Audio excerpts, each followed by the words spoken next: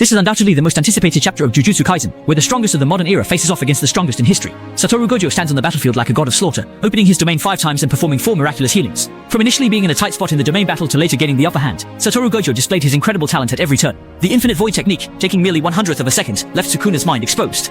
The arrogant king of curses is about to be annihilated, but in the darkness, the adaptable wheel begins to turn. Mahoraga, the divine general with the eightfold sword, makes his entrance. Strangely, the strongest god-slaying attack shatters infinity. Facing the king of curses and the seemingly limitless Mahoraga, can the strongest in modern times perform another miracle? Everyone is moved as they watch the gigantic god-slayer appear on the screen. It was indeed surprising that they were interested, as the ace of the Zenin family rarely expressed interest. The strength of this god-slaying ability lies in its capability to adapt to all attacks. However, what perplexes everyone is when exactly Mahoraga adapted to infinity.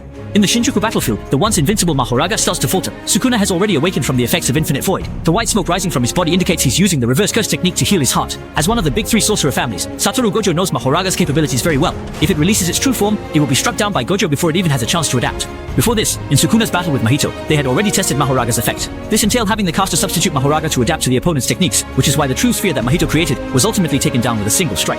In the battle against Satoru Gojo, Fushiguro did not actually negate the guaranteed hit effect, which means Sukuna endured the effects of infinite void 5 times to allow Mahoraga to adapt. At this moment, Satoru Gojo is already in disbelief at how Mahoraga adapted to the domain in just 0.01 seconds, and its true form only just appeared. Then Gojo's eyes widened, as the possibility that Sukuna was taking Mahoraga's place in the adaptation process crossed his mind. However, it was actually Megumi Fushiguro's soul enduring the infinite void. At this moment, his eyes had long lost any expression. The revived king of curses was brimming with fighting spirits as Mahoraga slowly receded into the shadows. Gojo Satoru, why do you look like you have something to say but hold back? Faced with the enemy's sarcasm, Gojo replied without hesitation. Seeing you fight even harder than I imagined makes me a bit happy. The sorcerer's effect of the infinite voids indeed troubles Sukuna. From the start, he was preparing to break the infinite voids. Once Mahoraga adapts to it, Gojo Satoru's domain won't pose any threat. That's also why Sukuna didn't use other sorcerers during the domain battles. He needed to utilize the shadow puppet technique to let Fushiguro adapt on Mahoraga's behalf. However, Gojo Satoru remained unfazed, saying, "It's only Mahoraga that's adapting, not you, Sukuna. Next, as long as I deploy my domain again, you'll have no choice but to summon Mahoraga to break through the infinite void. Let me take over."